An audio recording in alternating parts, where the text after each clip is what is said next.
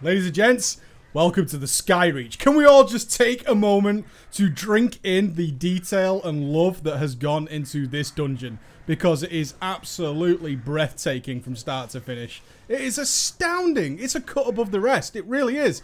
It's a classic Arakoa style instance, but God, the texture work, the design, the detail that's gone into this place, it's mind-boggling. It really is. A lot of places look nice. We thought that Alkandun, as many of you determined for me to say, looked great, but god damn, this place looks good.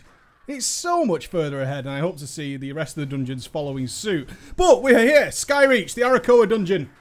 How is it? Let's give some feedback on this. This is a normal mode dungeon, scaled for level 97, so prerequisite, of course. This is a level 97 dungeon, which means people are scaled. Scaling is not the best. I believe I was the only actual level 92 in this dungeon. Everybody else was level 100.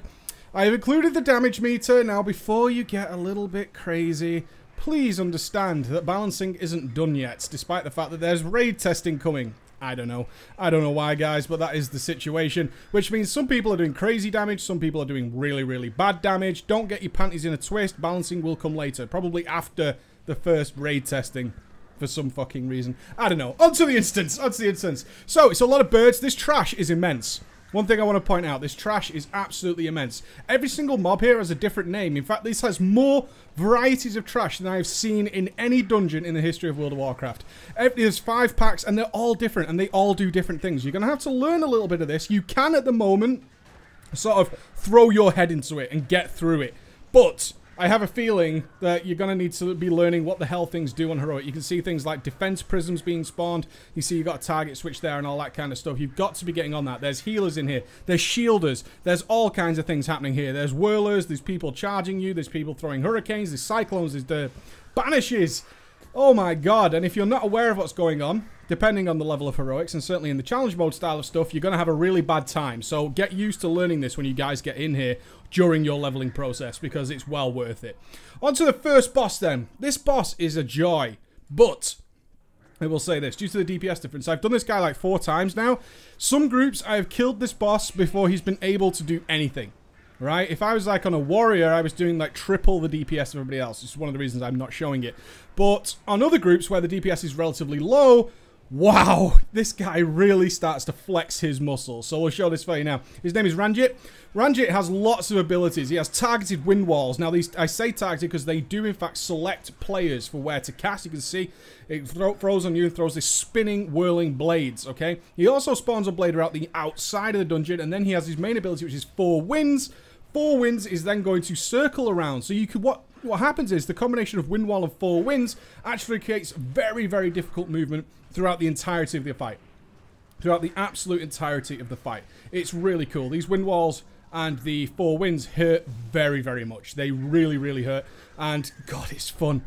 God, it's fun. If you haven't got a group that's going to melt this boss, if you're doing it in sort of a genuine pug, or you're doing it with some weaker players, this thing can get very out of hand very quickly. You can have 5 or 6 wind walls spinning around, and you can have the 4 winds going on as well. And you can also do a charge. Now, the charge currently one-shots people, but please don't change this boss. It's tuned just fine. It is tuned absolutely fine. Maybe a slight damage decrease on the charge, and that would be about it.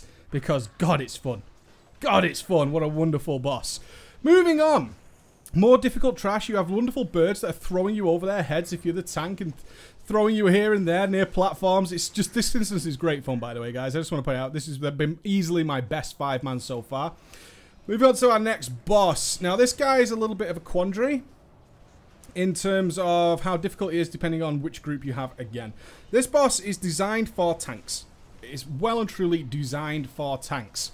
There is 2 things going on here that the tank needs to be aware of. One is the ads around the outside actually channel a laser into the boss, which will heal him and also give him increased damage during that time. Now, it can be intercepted by players. Think Nether Spite, okay? Think Nether Spite. Now, this thing can be, like, blocked with pets and, of course, other players.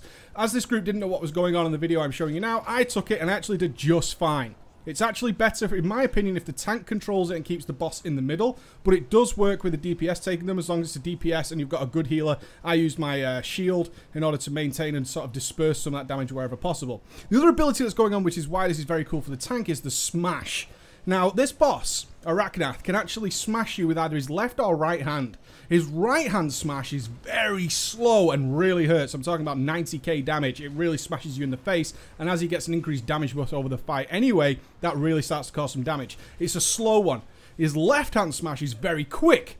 Doesn't do as much damage, very, very quick. And the tank can actually easily, they say easily, avoid all the big smashes and avoid some of the little smashes, which come quite fast. But it's a great... Oh, God, it's interesting from start to finish, guys. It really is truly interesting for the tank from start to finish. It's an absolute glory of a boss in terms of tanking. I had a great time learning this fight. On the original group, which struggled with DPS a little bit, I got to take about 8 minutes to kill this fight, which meant I was dodging a hell of a lot. It was great fun. So tanks rejoice. You do have a fight in this 5-man, which is designed for you. For you. Absolutely fucking awesome. Just don't be a melee if you're anywhere near those smashes, because you're probably going to die. On to our next guy. This is where things got a little bit sad for a moment. This boss is absolute garbage. I've got to say, Blizz, this boss is fucking rubbish for everybody. A simple bird. Now, the mechanics of this fight, he's called, what's he called? Rurikan, something like that. The simple mechanics of this fight is DPS kill adds. It's very much like Allah, for those of you who ever did Allah Progress without sort of transmogging it. In that his adds are tied to his health. And the adds fixate people, and if they reach them, they explode. So your DPS are just walking around killing adds. Now, there's a couple of ways of doing it, depending on how good your DPS is. The ideal way seems to be 2 DPSs killing adds and 1 permanently on the boss. The tank, however, cannot move away from the boss, because he'll just melee everybody. And he has a mechanic where he stacks piercing armor, and all you have to do to avoid that is just use some form of active mitigation when he casts it. Which means tanks, you're going to be bored to death. Absolutely bored to death, because you can't really contribute much to the adds, which is the important part. You just have to stand there and press your active mitigation whenever he casts pierce armor, and the DPS just chase little birds around, and that's about it. It's a pretty garbage fight, this guy, Rukhan. I was truly disappointed coming from the other 2 fights to come into this fight, as I thought, like, this just makes no sense. Let's point out the real horrible part of this instance, and yes, it does exist, guys, is this fucking wind tunnel business. Oh my God. Who thought this was a good idea? Who are you, Brad? And why did you do this? Why? What possible reason is there to include this in a dungeon? Especially when the last boss is easily the most difficult of the dungeon and will cause groups some wipes, that this will be a part of their run back. We tried to find a way to deactivate it. It would make sense that after you beat it, you can deactivate somewhere, but we cleared all the trash. There's 2, the trash packs are optional. You can either go left or right. So we, out of just curiosity, killed all the trash. No levers, no barriers, no buttons to press to turn this thing off. It just exists. And every time you wipe or die, you have to run back through it. It's absolutely bizarre. Crazily bizarre. Please, just, even if it's going to be in once, just give us a button to deactivate it. For the love of Christ. I do want to give a special mention out to this trash just before the final boss, because it is a particular chore, unless, again, you know what you're doing. You'll notice that pretty much we've not had the same named trash mobs in this entire dungeon. That is some fucking mob variety right there. This stuff is pretty hardcore. We've got Disorient, we've got Warmth, we've got Protective Barriers. These mobs are a bit of a pain, and they can't really be... Some can be interrupted, but the main ones can only be CC'd via stuns, which means you have to be coordinated. This stuff is designed for challenge modes as far as I'm concerned. Just be aware that if you do get stuck on this trash, you can separate them out ever so slowly, and then they will not be protected by the barrier. If your group doesn't have enough stuns and you get in here and you're struggling, you can separate them out by simply having the tank run the hell away, drag one mob out at a time in order to deal with this, but it is a pain. Let's move on to our last boss, the best boss in this dungeon, I think. This guy is being nicknamed already as the Lich Crafter, or Siege Master Arthas, whatever you want to call him. He's a combination of those bosses. And which bosses do, which aspects of those fights do I mean? Valkyr, your master calls. Yes, indeed. He does summon the Valkyr. They will grab you. They will drag your ass off until the edge of the platform, and then they will throw you away. Yes, and also from Siege Crafter, we have the wonderful laser beam following you around, burning the entire room. Great things to note here, and why this fight is very, very fun, is 1, the fire left behind by the laser beam does not disappear for the entire fight, and then you eventually run out of room, and therefore Valkyr become more difficult. He also spawns an ad, which will put a barrier on him, which can be interrupted, which will prevent him taking any damage, or I think it's 90% reduced damage or something along those lines. This boss is very, very cool. Very, very cool. There's changes needed? None.